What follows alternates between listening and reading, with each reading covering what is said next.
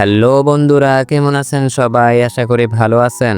আজকের গল্পটা শুরু হয় 1995 সালে। আমরা লুইস নামে একটা ছোট্ট বাচ্চাকে দেখতে পাই। কোনো একটা অ্যাক্সিডেন্টে সে তার বাবা মাকে হারিয়েছে। বাবা মায়ের শেষ স্মৃতি হিসেবে তার কাছে একটি বল রয়েছে মাত্র। সে যদি বলটার কাছে কোনো প্রশ্ন করে তাহলে বলটা তাকে কোনো না কোনো উত্তর অবশ্যই দেয়। এদিকে বাবা মা হারানো লুইসকে তার চাচা জনাথন একটি চিঠি লেখে তার সাথে পার্মানেন্টলি থাকার জন্য। অবশেষে লুইস যখন তার চাচার ঠিকানাতে পৌঁছায় তখন জনাথন তাকে স্বাগত জানানোর জন্য অপেক্ষা করছিল।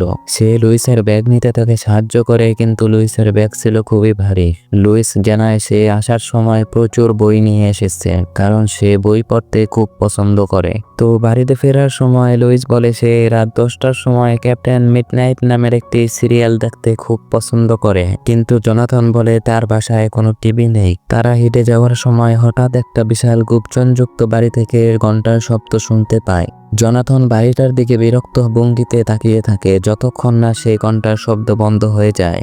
এরপরে তারা গাড়িতে করে একটি রহস্যময় বাড়িতে পৌঁছায়। লুইস দেখতে পায় বাড়ির সামনে হ্যালোউইন পার্টির মতো জ্বলন্ত কুমড়ো দিয়ে সাজানো রয়েছে। সে জনাথনকে জিজ্ঞাসা করে, তুমি কি হ্যালোউইন খুব পছন্দ করো? জনাথন উত্তর দেয়, আমি সারা বছর সবকিছু সাজিয়ে রাখি। তারা যখন বাড়ির গেটে ঢোকার প্রস্তুতি নিচ্ছিল তখনই একজন মহিলা জনাথনকে ডাক দেয়। মহিলাটি হলো জনাথনের প্রতিবেশী। তার নাম হলো মিসেস হ্যানচেট। তিনি জানতে চাচ্ছে জনাথনকে আবারও তার ঘরের মধ্যে বাদ্যযন্ত্রটা বাজিয়ে এসেছে, কিন্তু জনাথন তো এতক্ষণ বাড়িতে ছিল না। মিসেস হ্যানচেট আরো বলে, তোমার বাদ্যযন্ত্রটা বাজানো নিয়ে আমি কিছু বলছি না। আমার সমস্যা হলো তুমি রাত 3টার সময় বাদ্যযন্ত্রটা বাজাও কেন? মিসেস হ্যানচেট অবাক হয়ে আরো জানতে চায় যে তার সাথে এই ছেলেটা কে। জনাথন তাকে দ্রুত উত্তর দিয়ে জানায় যে সে চেষ্টা করবে কম শব্দ করতে। তারপরে জনাথন লুইসকে নিয়ে তার বাড়ির ভিতরে চলে আসে। তখন লুইস দেয়ালে সাজানো অসংখ্য ঘড়ির টিক টিক শব্দ শুনে মুগ্ধ হয়ে যায়। সে জনাথনকে বলে, আপনার বাড়িতে এত ঘড়ি? হঠাৎ ঠিক সেই সময় চুপচাপ শব্দ শুনে লুইস চমকে ওঠে। জনাথন তাকে বলে এটা আসলে একটি কোকিলের ডাক। এরপরে দরজা দিয়ে একজন মহিলা চলে আসে। জনাথন লুইসকে পরিচয় করিয়ে দেয় যে তিনি হলো তার প্রতিবেশী মিসেস জিমারম্যান। আর এদিকে লুইস বাড়ির চারপাশে একটি অদ্ভুত শক্তির অনুভূতি পেয়ে যায়।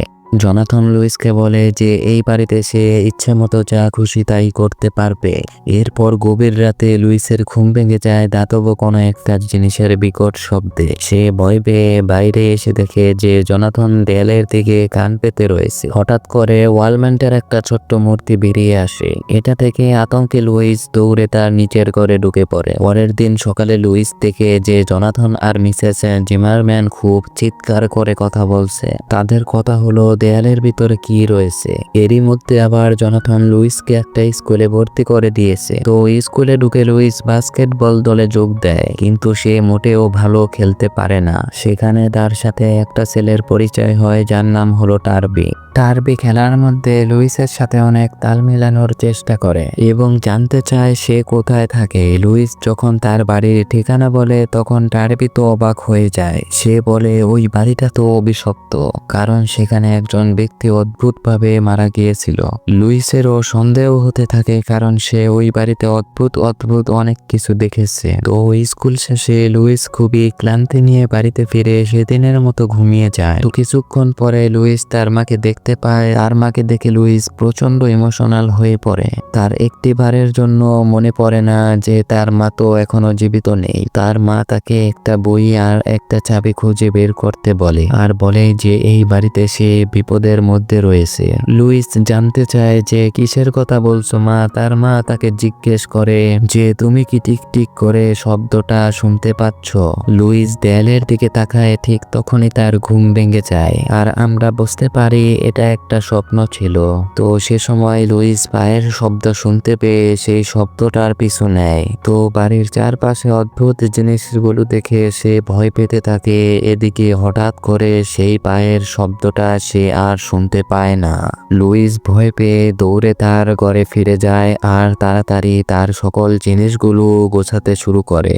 আর অদ্ভুতভাবে তখনই দেয়ালে টানানো একটা ছবি তাকে যেতে নিষেধ করে আর একটা চেয়ার তার পথ আটকে দেয়। লুইস দরজায় ধাক্কা দিয়ে সাহায্য চাইতে থাকে, কিন্তু জোনাথন ঠিক তার পিছনে এসে দাঁড়ায়। সে তাকে বলে, সবকিছুই ঠিক আছে, আমি তো তোমাকে কুঠার দিয়ে মারতে যাচ্ছি না। তারপরে জোনাথন লুইসকে লাইব্রেরিতে নিয়ে গিয়ে জানায় সে একজন জাদুকর, আর সে জানায় এই বাড়িতে আগে একজন আইজ্যাক নামে জাদুকর বসবাস করত, যার স্ত্রীর নাম সেলিনা। আইজ্যাকও একজন বড় জাদুকর ছিল, কিন্তু সে 1 বছর আগেই মারা গেছে। তবে সে মারা যাওয়ার আগে এই বাড়িতে একটি বিশেষ ঘড়ি রেখে গেছে। ওই ঘড়িটা দিয়ে সময়কে ঘুরিয়ে অতীতে যাওয়া যায়। সেই ঘড়িটাই জোনাথন খুঁজে পাওয়ার চেষ্টা করছে। তো এসব কিছু জেনে লুইসের জাদুর প্রতি খুবই কৌতূহল হয়। এজন্য লুইস জোনাথনের কাছে অনুরোধ করে যেন তাকেও জাদু শিখায়। জোনাথন তাকে কিছু বই হাতে দেয় এবং বলে, তুমি প্রথম এগুলো শেষ করো, তারপরে দেখা যাবে। ঠিক তখনই দরজা দিয়ে হঠাৎ বিশাল বড় বেগুনি রঙের একটা মাকড়সা বেরিয়ে আসে, যা দেখে তারা দুজনেই চমকে যায়। কিন্তু জোনাথন বলে যে এই মাকড়সাটা মিসেস জিমারম্যানের মাকড়সা।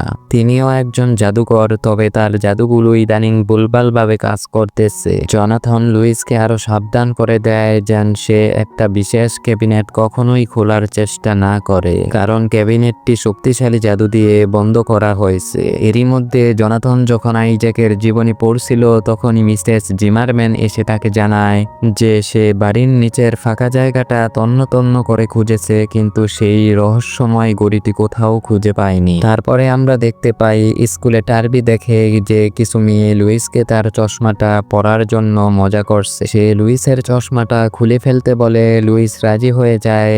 আর ঠিক তখনই জোনাথন তার গাড়ি নিয়ে সেখানে চলে আসে। সেদিন আবার পূর্ণিমার রাত ছিল, আর লুইসের জন্য এই দিনটা ছিল তার প্রথমবারের মতো জাদু শেখার একটা সুযোগ। কিন্তু সে প্রথমবারের মতো চেষ্টা করে, কিন্তু ব্যর্থ হয়ে যায়। জোনাথন লুইসকে বলে, জাদু খুবই সহজ জিনিস, তবে সেটা মন থেকে করতে হয়। তাই জোনাথন তাকে তার বাদ্যযন্ত্রটা দিয়ে জাদু করে দেখায়। তার বাদ্যযন্ত্রটা বাজানো শুরু করে আর আশেপাশের কুকুরগুলো বিরক্ত হয়ে চিৎকার করতে থাকে। বাজানো শেষ হলে জোনাথন লুইসকে ঝর্ণার পানিতে আঙ্গুল ছোঁয়াতে বলে।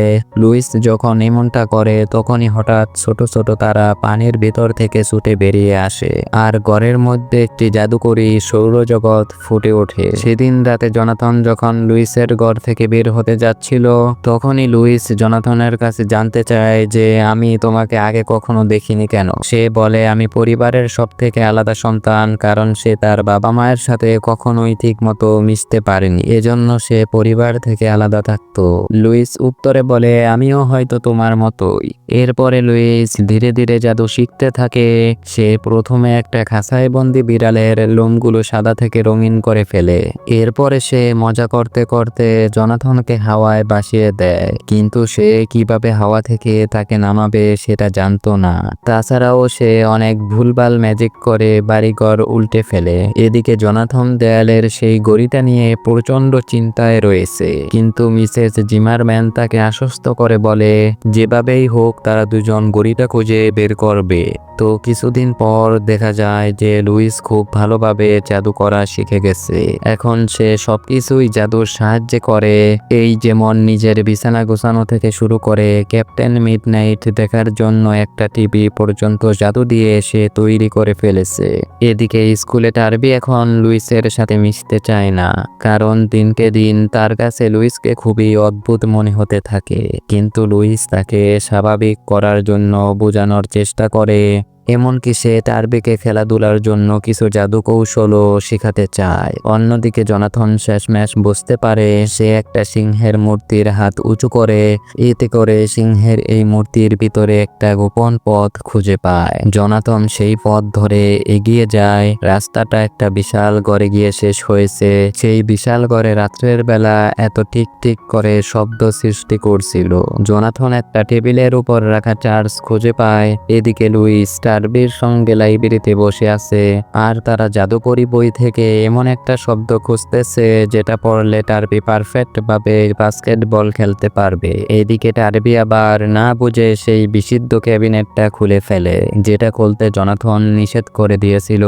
আর সেই ক্যাবিনেটের ভিতর থেকে একটা নেক্রোম্যান্সারির জাদুর বই বের করে আনে।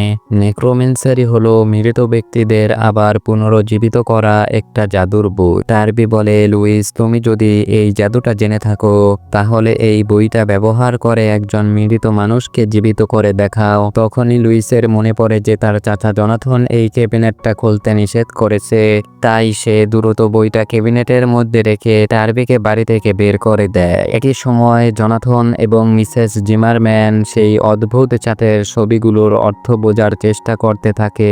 এদিকে রাতের বেলা লুইসের স্বপ্নে লুইসের মা আবারও তার ঘরে হাজির হয় এবং তাকে সেই অদ্ভুত ক্যাবিনেটের ভিতরে বন্দি বইটার কথা মনে করিয়ে দেয়। সে বলে, তুমি যদি টার্বির ভালো বন্ধু হতে চাও তাহলে এই জাদুকরি বইটা ব্যবহার করো আর টার্বিকে মৃত মানুষ জীবন্ত করে ইমপ্রেস করে ফেলো। এজন্য পরদিন লুইস টার্বিকে প্রতিশ্রুতি দেয় যে সে মৃতকে জীবিত করে দেখাবে। এরপরে লুইস নিষিদ্ধ ওই বইটা চুরি করে টার্বির সঙ্গে কবরস্থানে উপস্থিত হয়। বইটার নির্দেশ মতো তারা একটা কবরস্থানের কাছে গিয়ে পৌঁছায় আর লুইস সেই বই থেকে মন্ত্রগুলো উচ্চারণ করতে শুরু করে, কিন্তু হঠাৎ করে কবরস্থানটা কাঁপতে শুরু করে, যা দেখে ভয়ে টার্বি লুইসকে ফেলে দৌড়ে পালিয়ে যায়। লুইসও ভয় পেয়ে দৌড়ে বাড়িতে ফিরে আসে আর বইটা আবারও জায়গা মতো রেখে দেয়। পরদিন সকালে লুইস ঘুম থেকে উঠে দেখতে পায় যে তার জাদুগুলো আর কাজ করছে না।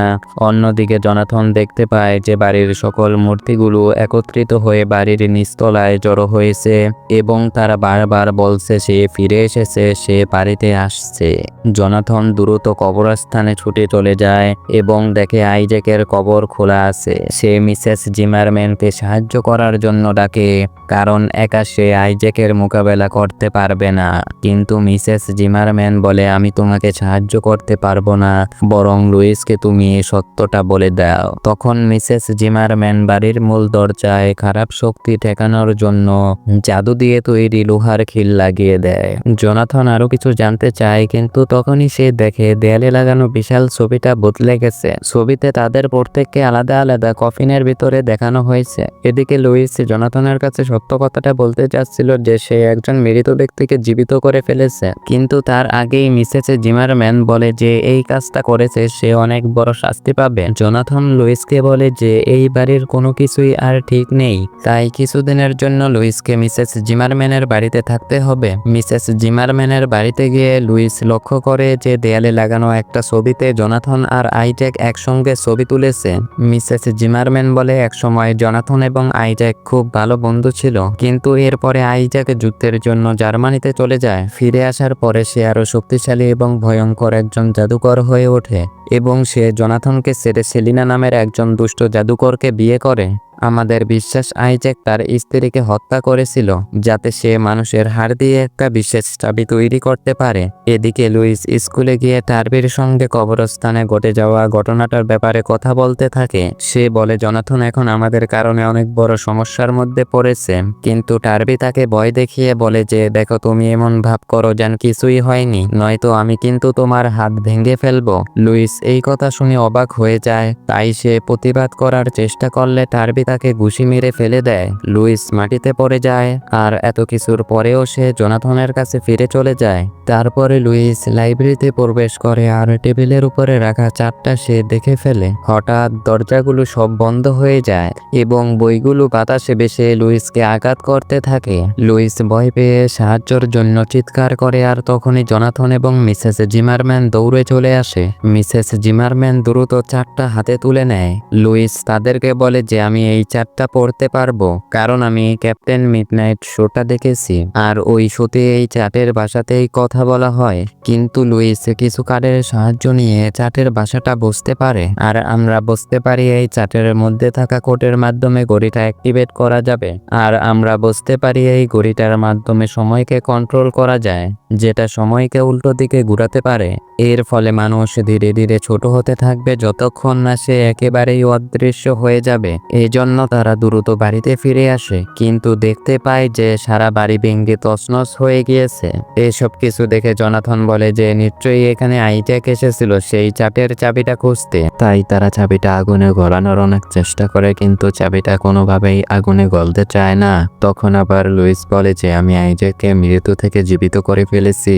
যা শুনে জোনাথন প্রচন্ড রেগে যায় আর লুইসকে তার আসল বাড়িতে ফেরত পাঠানোর সিদ্ধান্ত নেয়। যদিও লুইস কাঁদতে কাঁদতে অনুরোধ করতে থাকে যেন তাকে পাঠানো না হয়। মিসেস জিমারম্যান লুইসকে আশ্বস্ত করে আর বলে যে আমি জোনাথনকে বোঝানোর চেষ্টা করব, তুমি নিচে অপেক্ষা করো। তারপরে সে জোনাথনের কাছে চলে যায় এবং কথা বলতে শুরু করে। জোনাথন বলে যে সে লুইসের জন্য ভয় পাচ্ছে, কারণ এই বাড়িটা একজন শিশুর থাকার জায়গা নয়। তখন মিসেস জিমারম্যান তাকে মনে করিয়ে দেয় যে তুমি তোমার ছোট বোনকে যেমন ছেড়ে গিয়েছিলে তেমন করে কি এখন লুইসকেও ছেড়ে দিবে। কিন্তু জোনাথন কোনো কথাই শুনে না। কথাবার্তা শেষে মিসেস জিমারম্যান জোনাথনকে কাপুরুষ বলে কটাক্ষ করে। তারপরে সেই রুম থেকে বেরিয়ে যায়। আর ঠিক তখনই বাড়ির পাশে মিসেস হ্যানচেটের কুকুরের চিৎকার লুইস শুনতে পায়। লুইস জানালা দিয়ে বাইরে তাকিয়ে দেখে আইজ্যাক মিসেস হ্যানচেটের বাড়িতে ঢুকছে। সে ভয় পেয়ে দ্রুত দৌড়ে গিয়ে মিসেস হ্যানচেটকে সতর্ক করে দেয়, কিন্তু মিসেস হ্যানচেট কিছুই বুঝতে না পেরে তাকে বিভিন্ন প্রশ্ন করতে থাকে। লুইস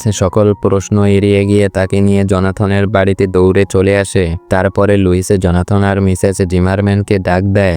ডাকার পরপরই মিসেস জিমারম্যান দরজা দিয়ে বাইরে যাওয়ার চেষ্টা করে, কিন্তু দরজা হঠাৎ করেই নিচ থেকেই বন্ধ হয়ে যায়। জোনাথন দরজা খোলার চেষ্টা করলেও সে খুলতে পারে না। ঠিক তখনই আইজ্যাক মূল দরজাতে কড়া নাড়ে, যেখানে লুইস এবং মিসেস হ্যানচেট দাঁড়িয়েছিল। কিন্তু মিসেস হ্যানচেট লুইসের কথা না শুনেই দরজাটা খুলে দেয়। আর তখনই আইজ্যাক ঘরের ভিতরে প্রবেশ করে। সে মিষ্টি হাসি দিয়ে বলে হ্যালো সবাই। ঠিক তখনই মিসেস হ্যানচেট তার আসল রূপে ফিরে আসে।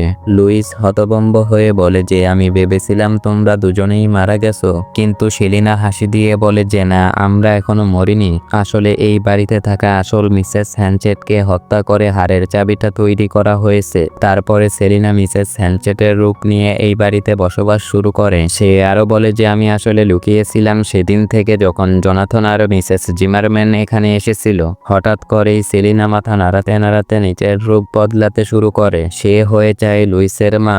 লুইস বুঝতে পারে তার স্বপ্নে যে মহিলা আসতো সে আসলে সেলিনা ছিল। সেলিনা জানায় আমি ক্যাবিনেটের কাছে যেতে পারতাম না, কারণ ওই বই স্পর্শ করলে আমি আগুনে পুড়ে যেতাম। তাই আমি তোমাকে ব্যবহার করেছি ওই বইটা বের করার জন্য। এরপরে আইজ্যাক লুইসকে বলে আমাদের জন্য চাবিটাও এখন তোমার আনতে হবে। এদিকে জোনাথন আর মিসেস জিমারম্যান অনেক কষ্ট করে ঘর থেকে বেরিয়ে আসে। তারা দ্রুত সেখান থেকে পালাতে গিয়ে আইজ্যাকের ফাঁদে পড়ে যায়। আর লুইস একটা খাঁচার ভিতরে আটকে যায়। খাঁচার নিচে অপেক্ষা করছিল দাঁড়ানো ব্লেড, আর উপরে সেই ইঁদুরটা দড়ি কেটে ফেলার জন্য কামড়াতে থাকে। আইজ্যাক তাদেরকে বলে যে আমাকে হাড়ের চাবিটা দিয়ে দাও, তাহলে আমি লুইসকে ছেড়ে দেব। তারপরে আইজ্যাক বলে আমি যুদ্ধের পরে নরকের চতুর্থ রাজপুত্র আজাজিলের কাছে গিয়েছিলাম। আজাজিলের কাছ থেকে আমি অমরত্ব লাভের এই সুযোগটা পেয়েছি, যা একমাত্র টাইম ট্রাভেল করা এই বিশাল ঘড়িটার মাধ্যমেই সম্ভব। ঘড়িটা উল্টো দিকে ঘোরা শুরু করলে বর্তমানে থাকা সকল মানুষেরা গায়েব হয়ে যাবে, শুধুমাত্র আইজ্যাক আর তার স্ত্রী ছাড়া। তবে এই ঘড়িটা চালু করতে হলে তাকে মানুষের হাড় দিয়ে বানানো ওই চাবিটার সাহায্য নিতে হবে। এরপরে সে জোনাথনের পকেট থেকে সেই চাবিটা জাদুর মাধ্যমে টেনে নেওয়ার চেষ্টা করে। তখনই মিসেস জিমারম্যান তার শক্তি দিয়ে চাবিটাকে থামিয়ে দেয়। তারপরে সে লুইসকেও বাঁচিয়ে নেয়। জোনাথন চাবিটা নিতে যাচ্ছিল, কিন্তু আইজ্যাক প্রচন্ড আলোর আঘাতে তাকে আক্রমণ করে। মিসেস জিমারম্যান আবারও জোনাথনকে বাঁচিয়ে নেয়, কিন্তু আইজ্যাক চাবিটা নিয়ে সেলিনার সঙ্গে সেখান থেকে উধাও হয়ে যায়। এদিকে বাড়ির মধ্যে থাকা সকল মূর্তি এবং খেলনাগুলো তাদেরকে মারার জন্য দাওয়া করতে থাকে। তাই তারা দৌড়ে বাড়ি থেকে বেরিয়ে আসে। লুইস তখন বুঝতে পারে যে অভিশাপটা আসলে কোথায় লুকানো আছে। তারা দ্রুত সেখান থেকে ফিরে চলে আসে। আর মিসেস জিমারম্যান তার জাদুর সাহায্যে খেলনাগুলোর সাথে লড়াই করতে থাকে। এদিকে জোনাথন যখন সেই ঘড়িটা লুকাতে যায় তখন সে একটা শিশুর রূপে পরিণত হয়ে যায়, কারণ এই ঘড়িটার মাধ্যমে সময় পিছনের দিকে চলে যাচ্ছে। এখন শুধুমাত্র লুইস এই ঘড়িটাকে থামাতে পারে। লুইসের বাবা মায়ের দেয়া সেই জাদুর বল তাকে একটা সংকেত দেয়। লুইস বুঝতে পারে তার বাবা মায়ের দেয়া জাদুর বলটা ঘড়ির মধ্যে ফেলতে হবে, তাহলে ঘড়িটা আটকে যাবে। এর ফলে সবকিছুই ধীরে ধীরে স্বাভাবিক হয়ে যায়। জনাথন আবারও প্রাপ্তবয়স্ক হয়ে ফিরে আসে, আর তারা আইজ্যাক এবং সেলিনাকে চিরতরে ধ্বংস করে দিতে সফল হয়। এরপরে দেখা যায় জনাথন আর মিসেস জিমারম্যান লুইসকে নিজেদের পরিবারেরই একজন করে নিয়েছে।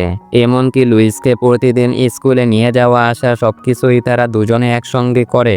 বাড়িতে থাকা সবচাইতে বড় ছবিটাতে এখন লুইসেরও জায়গা হয়েছে। আর এই গল্পটা এখানেই শেষ হয়ে যায়। আপনাদের কাছে গল্পটা কেমন লাগলো অবশ্যই কমেন্টে জানাবেন, আর চ্যানেলটাকে সাবস্ক্রাইব করতে ভুলবেন না।